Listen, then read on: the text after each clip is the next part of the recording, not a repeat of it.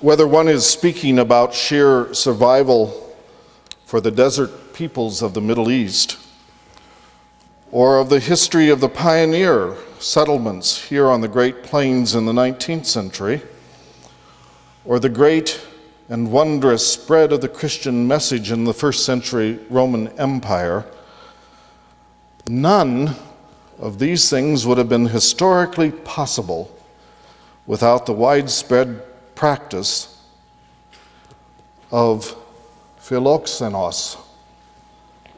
Nice word, philoxenos, hospitality, the love or fondness of strangers.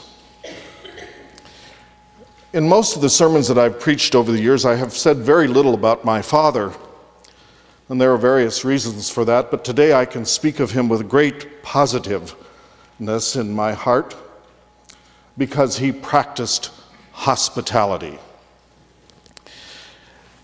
My dad always brought home to us the most interesting and motley crew of people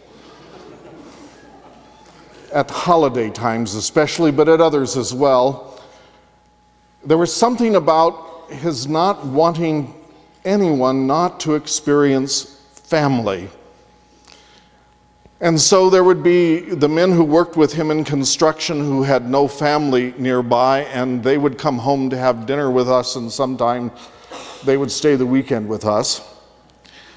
I was not so enamored of the gift of hospitality that my dad exercised because I was often displaced from my bed.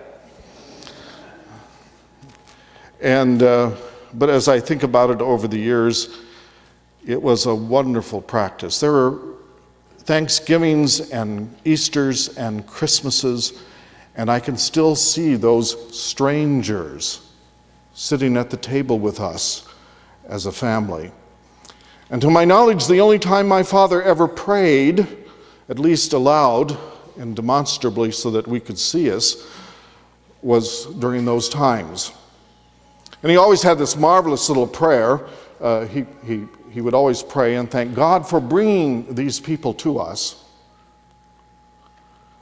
But then he also had a funny little prayer I loved, and I hope you don't mind if I recite it. 2 potatoes for 4 of us. Thank God there ain't more of us. Please pass the pie. And that was the extent of his devotion.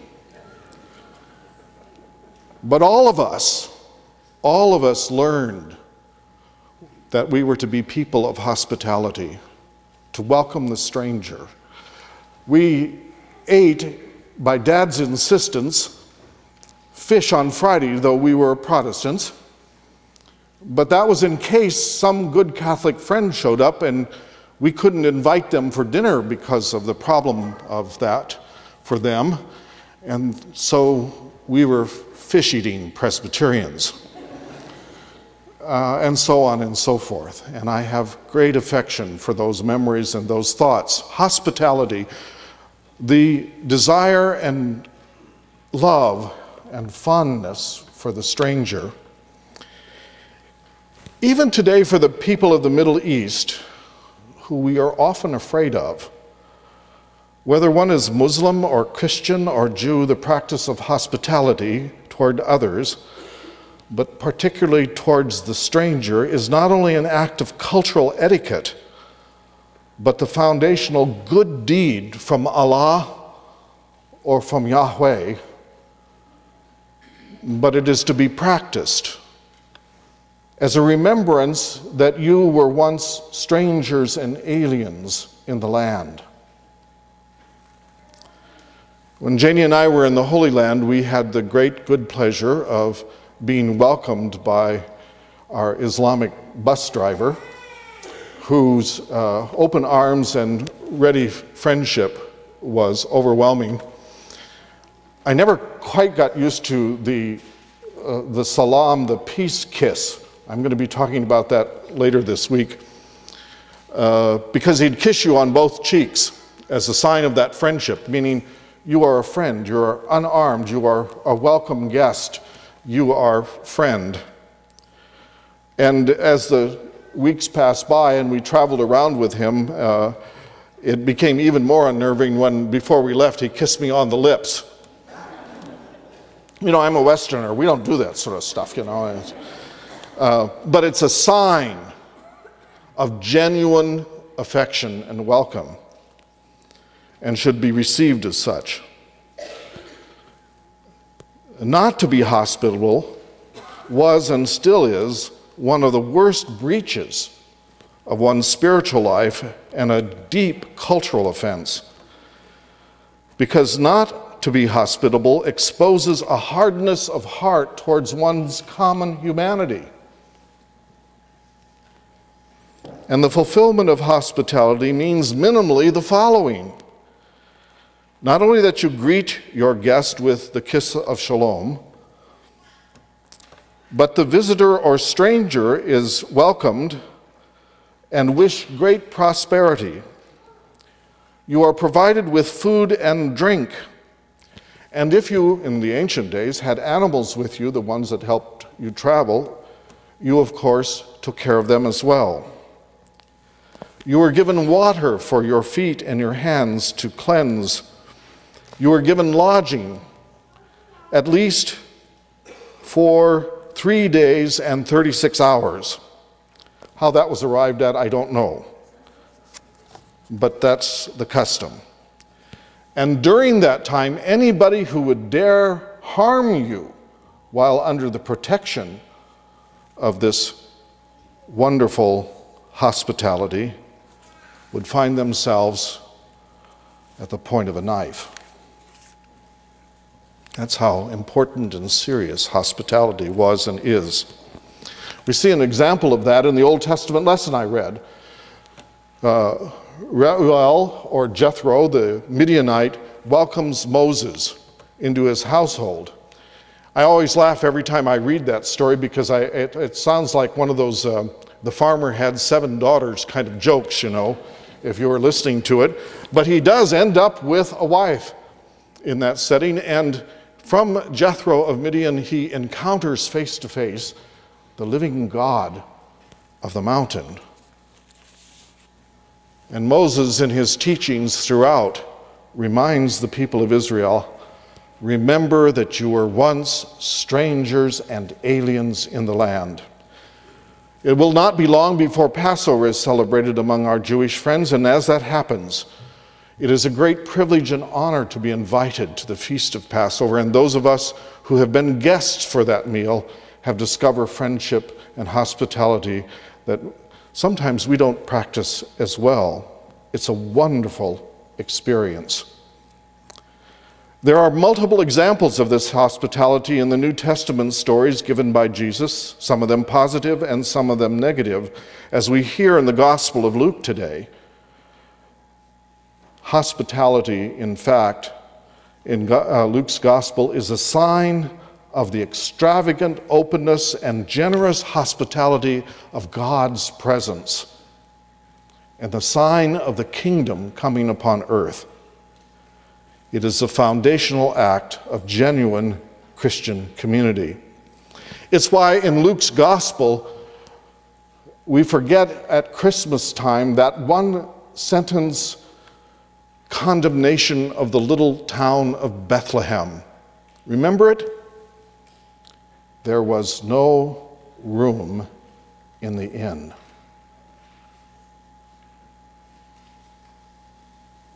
No room. No person in the Middle East would ever suggest that there was no room in their home if you were a stranger and alien. They would be very much like my father. Billy, you're sleeping on the couch tonight, so our guests can have a bed.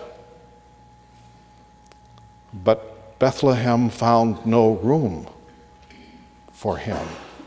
Martin Luther, the great reformer, picks up on this. I'm going to quote a section of his sermon. I may have done this before, but I'm going to do it again because, after all, once you've done the process of memorization, you have to use it once in a while, you know. So, Mary and Joseph were making their way down to Bethlehem, and they came from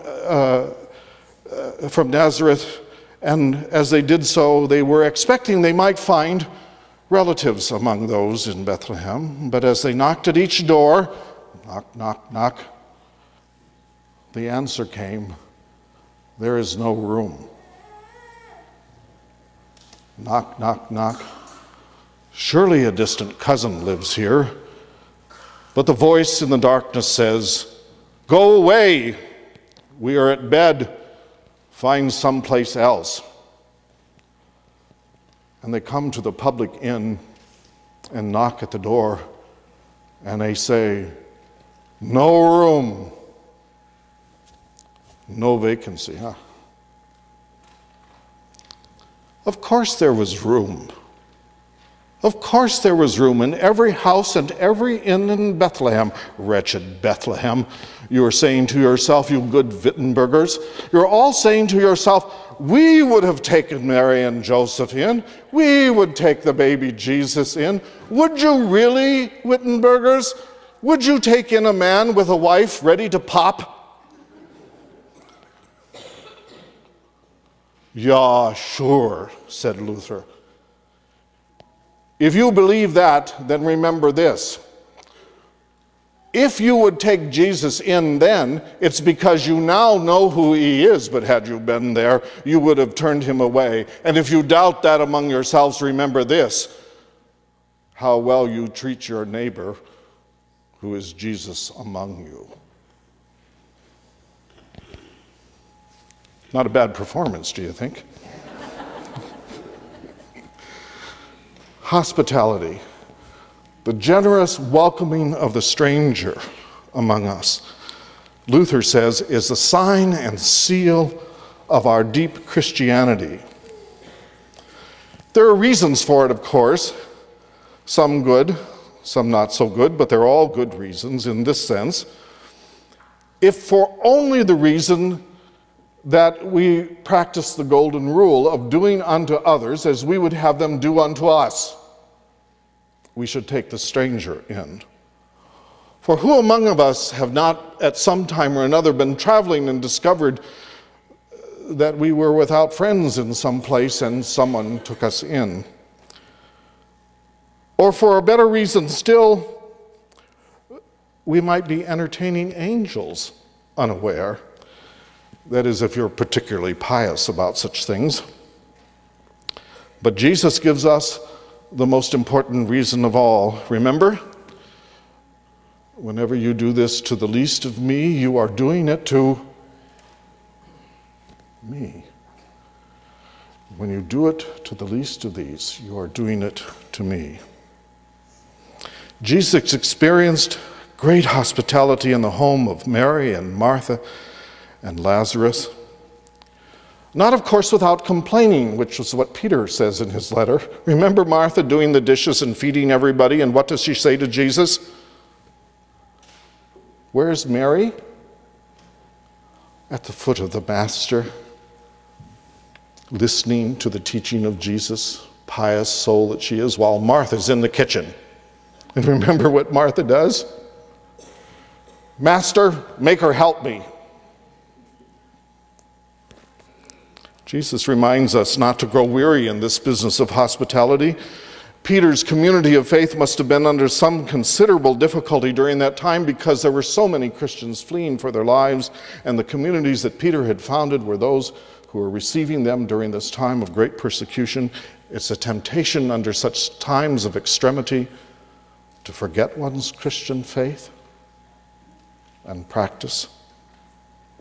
We know of dear Lydia in Philippi, who receives Paul into her home. And if you doubt what that kind of hospitality might look like and the joy that it brings, read the book of Philippians sometime, the book of joy that comes out of that hospitality. The very spread of the gospel would have been impossible among those poor people who were traveling around the world if it had not been for those who took them in. If you haven't seen the recent copy of National Geographic, please read it and realize that within 100 years, Christianity had spread all the way to Great Britain and all the way to India because of hospitality. Jesus reminded them of it. When you go to a city and they welcome you, bless that house, for they have welcomed you. Take no stick, no money, no bag, nothing with you. They will provide for you. God will provide for you through them. But if they don't, remember, God's severest curse. If they turn away from you, shake the very dust off your feet as a sign that you will have nothing to do with them for their lack of hospitality.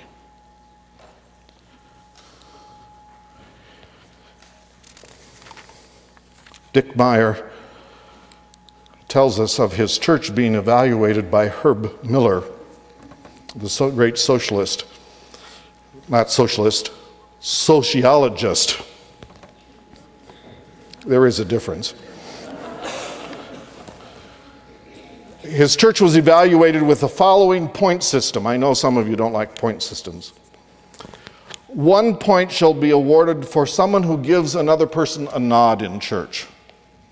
3 points for a smile, 5 points for welcome at the door, 5 points for ushers who give bulletins and lead you to a seat and don't simply point you the way. 15 points are awarded to any usher who provides children with a special bulletin or a toy to play with when the preacher gets too long. 10 points for greeting time, if there is one in church. 20 if someone has greeted them and talked to them. 30 points if a person took them to the pastor or a member of the staff to introduce them. 40 points if someone invited them to coffee. 100 if someone invited them to lunch or brunch following the service. 150 points where functioning small groups opened their circle and welcomed others to them.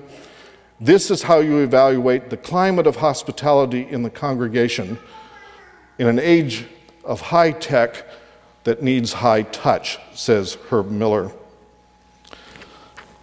Well, I don't know if you are aware of it, but this church was evaluated on those same lines 6 years ago. 100 points was the maximum that could be awarded. Do you know what First Presbyterian Church in Hastings was awarded the Sunday our visitors came? Do you want to know? 52 points. Not quite a passing grade. But one of the things that happened to one of the visitors was this. This was a person who brought children with her. And this is literally what happened in our church 6 years ago was one of our ushers came up to him and said, "Here is your bulletin. The children can go to the nursery, which is across the way and in the Christian education wing. Please take them there."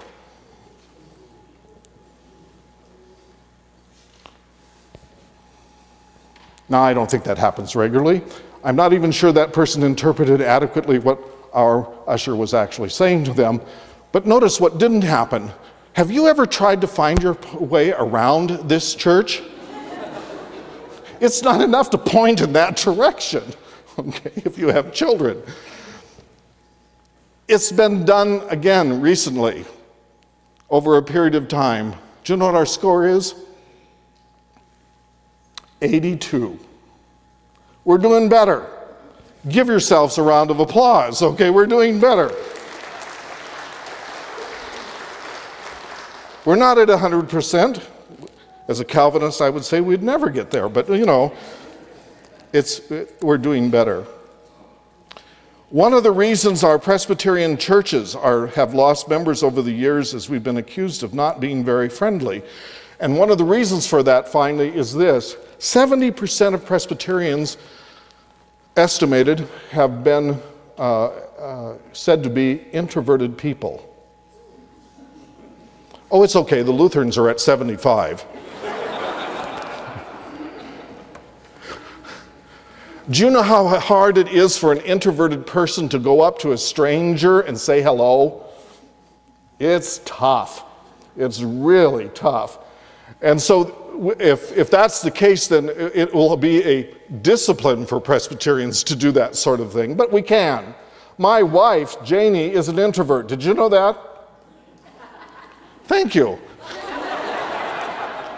She has practiced that discipline of greeting people for 37 years, but you should have seen her go hiding the first year of our marriage. As soon as the service was over, I never saw Janie until afterwards, and suddenly she would appear from the ladies' room or some other nook or corner of the church because she was introverted.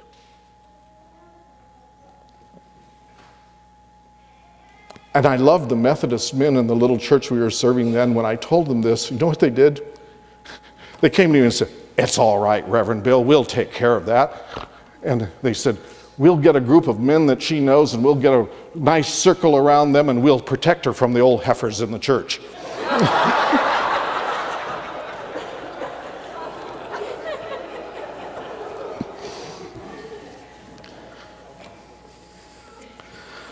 Hospitality, a welcoming spirit. This coming week will be Holy Week soon, Palm Sunday. We will have much opportunity, many opportunities, to invite people to be part of our worshiping community, to welcome them, to help walk them through the great story of salvation that Jesus issues from the cross to all of us. And remember finally what that message is. You can see it every Sunday here during Lent. He stretches wide his crucified arms in welcome to the sinful world. Should not the people of his church do and be the same? Amen and amen.